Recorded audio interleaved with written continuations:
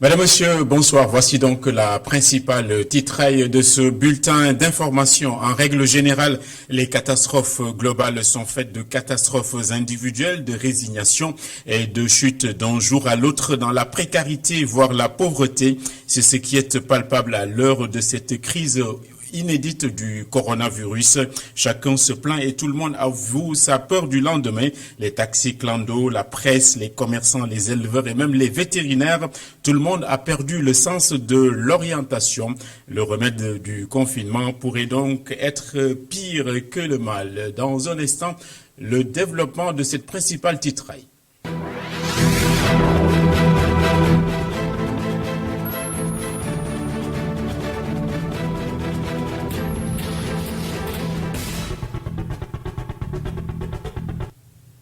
D'abord, nous allons vous faire part de ces données issues donc d'un tableau de bord Covid-19 au Sénégal, dont nous avons pris connaissance aujourd'hui et qui émane du Bureau de prospective économique, le BPE du Secrétariat général du gouvernement. Le principal enseignement à retenir est que le pic du rythme de l'infection donc au Sénégal est attendu dès demain, le 7 mai ou le 14 mai. Et qu'à partir du 1er juin, les prévisions devront tenir compte de l'ouverture des classes d'examen. Le pic, donc, c'est le 7 de mai ou bien le 14, donc, selon un document officiel. Nous y reviendrons, bien entendu. On va parler des véhicules clando qui circulent à Dakar. Le terme clando est parfaitement péjoratif, mais ça soulage beaucoup de monde, surtout les petites bourses donc qui voyagent à bord de ces taxis hors du commun actuellement. Ils se disent en panne parfaite de ressources donc dues au confinement. On va suivre le sujet réalisé à ce sujet par Cher Hassan Afan. Nous sommes au rond-point El Hadj Mansour Mbaye, situé sur les allées du Centenaire. Ici, la circulation est des plus fluides. Et pour cause, les voitures de transport clandestin sont pour la majorité à l'arrêt. Le coronavirus et ses conséquences combinées au ramadan font très mal à ces transporteurs. C'est vraiment dur pour nous. Ça a vraiment paralysé nos activités parce que d'habitude, nous prenions 4 clients, mais aujourd'hui, nous n'avons 3 qu'à 2 clients. Nous ne pouvons prendre que 2 clients par voyage et le trajet s'arrête à Nyari-Tali, donc le trajet nous revient à 600 francs, l'aller-retour. C'est presque rien quand on compte les dépenses. Assis à même le sol, les mains jouant avec les clés de la voiture ou regroupés en petits clans d'où à la circulation, ces conducteurs estiment leurs pertes. Avant, nous gagnions 5 à 6 000 francs CFA par jour. Actuellement, nous peinons à faire 2 000 francs de bénéfices. Et ces 2 000-là, vous les avez si vous ne faites pas de versement journalier. Nous nous limitons à ce que nous avons, même si c'est presque rien, mais nous devons le faire pour assurer le versement. Des pertes d'autant plus importantes qu'ils rencontrent d'énormes difficultés dans leur rapport avec les agents de la circulation. Nous essayons de négocier avec eux, comme à l'accoutumée. Sinon, nous acceptons ce qu'ils disent. C'est difficile avec eux. Chaque jour, ils nous déplacent, mais nous jouons au chat et à la souris avec eux. Des difficultés qui se répercutent aussi sur leur vie de famille. Évidemment, ceux qui sont au village dépendent de nous. Donc, si nous sommes dans le dur, ils le sentent aussi. Pour un soutien de famille, 2000 francs, c'est presque rien du tout, mais nous sommes obligés de faire avec. Donner les 1500 francs à maman et se contenter des 500 francs. Au moment où le ministre des Transports terrestres, Oumar Youm, a déjà injecté plus de 5 milliards de francs CFA dans le secteur du transport routier pour les aider à faire face à cette crise. Ces chauffeurs de clando, eux, se sont exclus et demandent plus de considération, quand bien même ils sont juste tolérés, car étant dans une situation irrégulière, notoire. Voilà, il faut dire que les récriminations et la douleur se diffusent partout, notamment chez les journalistes autrefois appelés historiens du présent, qui ne savent plus raconter de belles histoires. Donc hier, ils ont reçu des chèques issus donc des aides de la presse et beaucoup d'entre ces organes se disent déçus. On a fait un tour à des médias où le boss a tout fait de rendre le chèque qu'il a reçu, également à Walfadjri, la voix du peuple. Nos reporters, Mam Abdou Kassé et Seleman Diallo nous renvoient la copie. Il est 10 heures, la rédaction de D-Médias s'est vidée de ses journalistes. La majorité est sur le terrain. Ce monsieur est le rédacteur en chef de Sen TV et Zik FM. Il se désole de la polémique née de la distribution de l'aide à la presse qui fait couler beaucoup d'encre depuis le début de la semaine. Il est peiné par la manière dont cette aide est répartie. Je trouve que cette polémique est vraiment regrettable. Regrettable dans la mesure où depuis quelques années, c'est la même polémique qui revient. On en parle chaque année, c'est les mêmes critiques à l'endroit de la tutelle. Et ce qui me fait dire que la tutelle n'a pas encore tiré les leçons du passé. Pourquoi ne pas instaurer un système qui convient à tout le monde?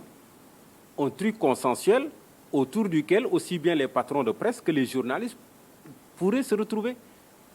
Je pense nettement en toute honnêteté, que la tutelle a failli dans sa mission. Selon lui, cette affaire est une nébuleuse et que les patrons de presse et les syndicats de journalistes ont bien raison de la dénoncer. À la lecture des chiffres que l'on entend à gauche et à droite, on a l'impression qu'il y a justement un certain clientélisme, un certain copinage dans cette affaire. Mais les patrons de presse ont raison de bouder vraiment les chèques, d'autant plus que c'est une opacité totale. C'est le ministère qui a décidé que tel organe ou tel groupe aura tel montant. Sur la base de quels critères, on ne sait pas. Au quartier Front de Terre, siège du groupe Walfadjri, au 2e étage, la rédaction de Walf Quotidien est dégarnie. Seul ce journaliste et son collègue sont trouvés sur place. Il invite son ministère de tutelle à rectifier le tir. Et tout le monde invite le ministre de la Communication quand même à rectifier le tir. Parce que si ça continue comme ça, quand même, c'est un précédent dangereux. CEDEPS, la convention des jeunes reporters, des patrons de presse, dénonce la manière dont cette aide à la presse est gérée et répartie. Ils exigent de la transparence en exécutant de manière scrupuleuse les directives du chef de l'État et a publié un arrêté qui fait état des bénéficiaires et des montants qui leur sont alloués. Et on l'a répété ici maintes fois, les mains constituent le principal vecteur de microbes, car ce sont des surfaces aussi bien chaudes qu'humides. C'est dans ce contexte qu'un nouveau concept est né à Saint-Louis. Donc c'est le concept 100 000 étudiants contre le virus. Ces étudiants vont se mettre à fabriquer des solutions hydroalcooliques qu'ils vont déployer plus tard auprès de la région médicale et auprès des couches les plus vulnérables. À Saint-Louis, nous retrouvons Momar Alisnian et Alétiam. Les universités publiques du Sénégal sont engagées dans la lutte contre le coronavirus à travers un programme dénommé 100 000 étudiants contre la Covid-19. L'une des composantes de ce projet est la production massive de gel hydroalcoolique dans les laboratoires de l'université Gaston Berger. On a commencé à produire depuis jeudi, on est là en train de produire du gel avec une formulation que nous avons préparée ici sur place. Actuellement, nous avons produit à peu près 700 litres de gel. On va compléter, ça va aller jusqu'à 1200 litres d'ici demain. Ensuite, après, on verra qu'est-ce qu'on va faire pour la suite. Cette production de gel hydroalcoolique est destinée à la région médicale de Saint-Louis et aux populations vulnérables. Ceci, c'est dans le cadre du service à la communauté. Vous voyez que l'une des missions fondamentales maintenant de l'université, c'est du service à la communauté. Donc il faut que en fait, toutes les recherches qui sont faites dans les universités, il faut que ça soit vulgarisé et il faut que les populations acceptent à ce que nous faisons dans les universités. Donc je pense que ça, c'est quelque chose qui est très normal. Nous avons des des collègues chimistes qui l'ont réalisé avec l'appui de collègues, d'étudiants qui sont là aujourd'hui pour que ça soit fait au niveau de toute l'université. Il y a aussi les visières que nous avons produites avec le Fab Lab de l'Institut Polytechnique de Saint-Louis que nous allons donner tout à l'heure au SAMU, au service de SAMU de Saint-Louis. Donc tout ceci participe en tout cas à l'engagement de l'université à créer des services pour nos populations. Tout en continuant cette production de gel hydroalcoolique, le programme 100 000 étudiants contre la Covid-19 continue à mener sa campagne médiatique de sensibilisation sur la pandémie. Et on a eu le temps de l'apprécier, nous tous, donc le ciel est plus pur, les oiseaux se mettent à nouveau à chanter, l'environnement respire mieux sans gaz à effet de serre et les sachets plastiques non biodégradables donc sont de moins en moins présents dans la nature. Mais dans ce contexte également, les commerçants et industriels du Bawol ont cru bon d'apostropher le ministre de l'Environnement, donc qui, à leurs yeux, se met à mal adresser leurs problématiques. Nous retrouvons dans le Bawol Goran Daklo et Tchernofei. L'Association des commerçants et industriels du Sénégal, section Touba, monte au créneau. Ces commerçants fustigent la démarche du ministre de l'Environnement. Ministre de l'Environnement, Abdou Karim Sall, il nous laisse passer à la caisse d'abord et payer les taxes douanières et il se lève pour ensuite ramasser tout ce qu'on a déjà acheté légalement. Abdou Karim Sall a déployé des agents partout pour qu'ils réquisitionnent nos marchandises. C'est inadmissible et là c'est de l'injustice. Il ne doit pas agir de la sorte.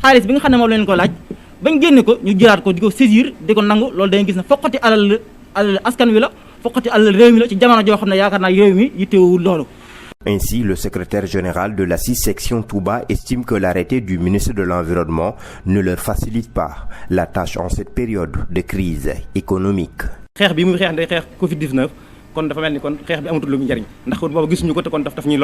Le pays est en guerre contre le coronavirus et le chef de l'État s'engage même à soutenir tous les Sénégalais. Donc, ce que Abdou Karim Sall est en train de faire ne favorise pas les choses.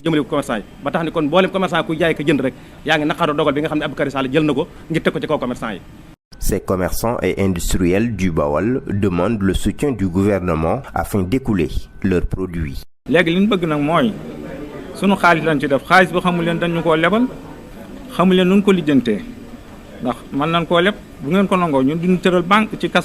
Qu'ils nous laissent écouler nos produits car certains d'entre nous ont emprunté de l'argent à la banque pour pouvoir acheter nos marchandises et si on ne rembourse pas, nous serons sanctionnés.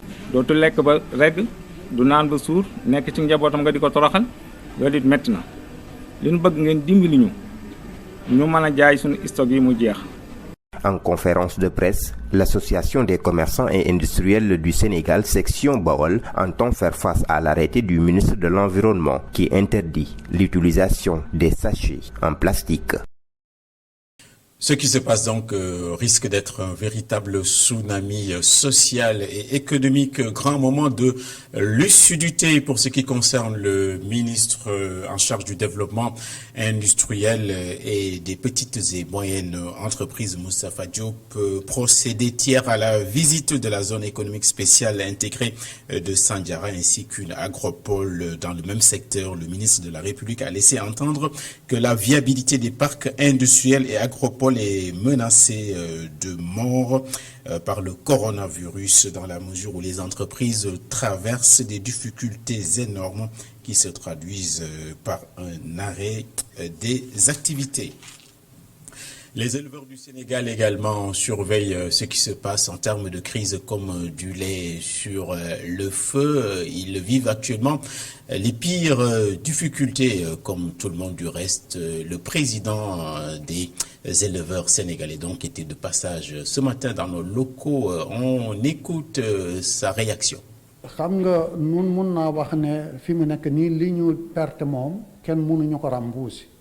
Nos pertes sont inestimables. L'État ne peut pas les rembourser. Ce que l'État peut plutôt faire, c'est nous faciliter l'accès aux aliments de bétail qu'il doit subventionner, premièrement. De deux aussi tamit ndimbal bi nga xamné dañu koy joxé ci àll bi tamit ñu bay. Deuxièmement, que les autorités prennent en compte les éleveurs qui sont dans des endroits reculés dans la distribution des denrées. En plus, l'État doit discuter avec les banques pour que les éleveurs qui font des opérations tabaski puissent avoir des prêts avec un taux de remboursement raisonnable.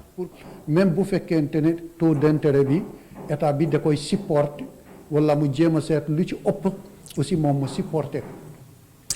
Et oui, il faut le dire, chacun à son échelle risque donc de détenir ce qu'on appelle le monopole du cœur. Les vétérinaires sénégalais également n'ont pas eu de pudeur là-dessus et n'ont pas mis de veto sur leur souffrance. De ces vétérinaires. Donc, un docteur est également passé chez le matinalier Alassane Samba Diop. À sa sortie, on l'a interrogé. On l'écoute. Il y a pas mal d'individus qui vivent de cet élevage. Mais malheureusement, parfois, il y en a qui sont oubliés. Actuellement, le vétérinaire, qui est cette personne qui s'occupe, entre autres, de la santé animale pour que l'élevage soit productif. La plupart d'entre eux qui sont dans le secteur privé, qui sont donc des investisseurs privés, se trouvent actuellement dans des situations de difficultés parce que tout simplement, les choses ne tournent plus comme ça devrait se tourner parce que si l'éleveur ne parvient pas à vendre, il ne va pas faire recours au vétérinaire, par exemple. Donc, pour dire que c'est aussi bien le vétérinaire, c'est l'éleveur et c'est tous les autres individus qui vivent donc dans ce secteur. Donc, il est temps actuellement qu'on puisse mettre, je ne parle même pas de la situation actuelle, aider à ce qu'on puisse surmonter cette situation. Mais il faut calculer aussi la situation de demain, c'est-à-dire l'après-Covid-19. Il faut que dès maintenant, qu'on puisse avoir des dispositions qui puissent permettre d'avoir des retombées positives après donc, le passage donc, de cette maladie.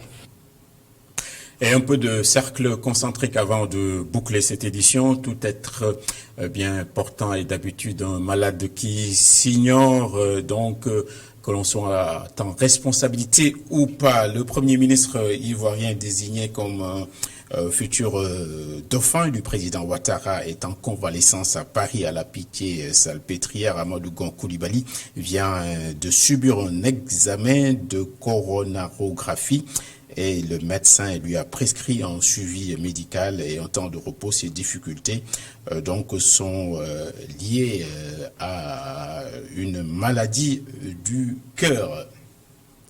C'est ainsi donc qu'on referme ce bulletin d'information et rapidement, sans transition, nous refilons l'antenne à Khalifa Diakhaté qui se trouve dans l'autre studio. Khalifa, c'est à vous. jërëjëf Assane Gueye ba suba inshallah dencal nañ la sa wàll ci sexew bi. Voilà, jërëjëf ñu ngi lay. jërëjëf kon bokk ñu à demain inshallah. Merci bonne soirée.